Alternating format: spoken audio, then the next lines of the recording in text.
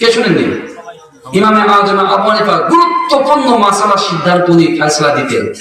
আবু হানিফার কথা যখন মনে পড়ে গেল, ছোট্ট একটা গল্প বলে আবার আলোচনা শুরু করবো ইনশাআল্লাহ। আমি বলবো, ইমামে আযম আবু হানিফার একজন শাগির্দ ছিল, অনেক ছাত্র ছিল।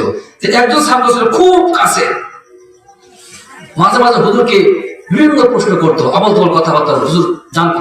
আবল তবল না, মাত্র সংক্রান্ত বিষয়ে বেশি বেশি বলতেন, বেশি বেশি প্রশ্ন করতো। তা বলছে, হুজুর আমার একটা ব্যাপক সমস্যা আছে। কি সমস্যা বাবা? হুজুর আমার একটা ছাগল আছে, এই ছাগলটা জবাই করে খেতে চাই, হুজুর ফতোয়া দেন দিন। আমার ছাগলকে জবাই করে খাওয়া যাবে? বলছে পাগল, ছাগল খাওয়া যাবে না? যাবে, ফল খেয়ে যাবে।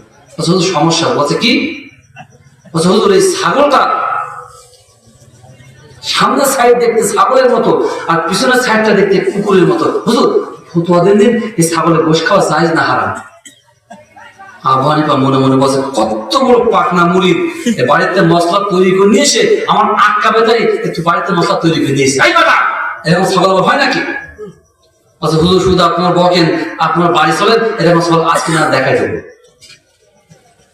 আবু হানিফা চিন্তায় পড়ে গেছে। উনি বলছে, বাবা দাঁড়া। উনি একটু চোখ বুঝিয়ে কোরআন হাদিস ফিকা তন্ন তন্ন করে খুঁজে দেখলো, এইরকম কোন মাসালা কোরআন হাদিসে নেই। ইমাম আযম আবু হানিফা চিন্তা করে বলছে, বাবা তুই এক কাজ কর, বাড়ি যান, যে এক পাত্রে রাখবি লতা পাতা, অন্য পাত্রে রাখবি রক্ত মাংস। ছাগল যদি লতা পাতা খায় গোশ খাওয়া জায়েজ, আর যদি রক্ত মাংস গোশ খায়, ছাগলের গোশ খাওয়া। সুন্দর কথা না? বুঝতে পেরেছেন? মাসালা তাহলে পেয়েছেন? আর কোনো সমস্যা নেই তো? আমার ভাইরা গভীর মনোযোগ। ইমাম আযম আবু হানিফার ওই সাথে তারপরের দিন চোখের পানি ছেড়ে ইমাম আযম আবু হানিফার কাছে বলে, হুজুর আপনার কাছে একটা মাসালা সালাম, সিদ্ধান্ত চালাম, আপনি কি মাসালা দিলেন? হুজুর বলে, কেন বেটা কি হয়েছে? শাকিল বলে, হুজুর আপনার কথা মতো বাড়িতে গেলাম, ওই ছাগলকে লতা পাতা দিলাম, ছাগল লতা পাতা খায়, রক্ত মাংস দিলাম, রক্ত মাংস খায়, এখন ফতোয়া দেন গোশ খাওয়া জায়েজ কি হারাম? ভাই বুঝতে পেরেছেন?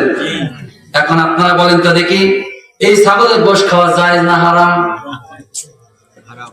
সর্বনাশ, এরপর জায়েজ, এর পাশে হারাম। আপনারা শুনবেন জায়েজ কি হারাম? কারা কারা শুনবেন? নারে তাকবীর, নারে তাকবীর, আল্লাহু আকবার। ইনশাআল্লাহ দেখা যাবে। আজকে বলে শুরু হচ্ছে, ঠিক আছে ইনশাআল্লাহ। আমি অত চালাবো না, প্রধান বক্তা করবো ইনশাআল্লাহ। আমার বন্ধুগণ, আমি যে কথা বলছিলাম, আল্লাহ বলছে ইল্লাল্লাযীনা আমানু, এক নাম্বার যারা কি আনবে? ঈমান আনবে। আমার বন্ধুগণ, ঈমান আনার পরে ঈমানের পরে ইস্তেকামাত থাকা লাগবে। একজন মানুষ সকালবেলা ফজরের নামাজের আগে ওযু করলো। আপনারা যারা ফজরের নামাজ পড়েছিলেন, যারা না আপনারা অবশ্যই সবাই পড়েন, আমি জানি নামাজ। আপনারা যারা ফজরের নামাজ পড়েছিলেন, নামাজের পূর্বে আপনারা ওযু করেছিলেন, এই ওযু কি সেই ফজরের ওযু কি এখনো আসেনি? আছে, আছে। আমার ভাইয়েরা, ওযু করার পরে ওযু যেমন ভঙ্গ হয়ে যায়, ভেঙে যায়, ঠিক ঈমান আনার পরে এমনও কিছু কাজ আছে যেগুলো আপনার দ্বারা সংগঠিত হয়ে গেলে আপনার ঈমানটাও ভঙ্গ হয়ে যেতে পারে।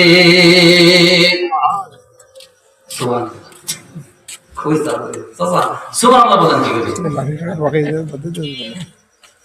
আমার একটা গল্প মনে পড়ে গেল। তাদের মানুষ, এক গ্রামে একজন লোক আছে, একেবারে নামাজ তো পড়ে তো আর শোনেন না, তার বউ ঠিলে ঠিলে বলছে, ও আজকে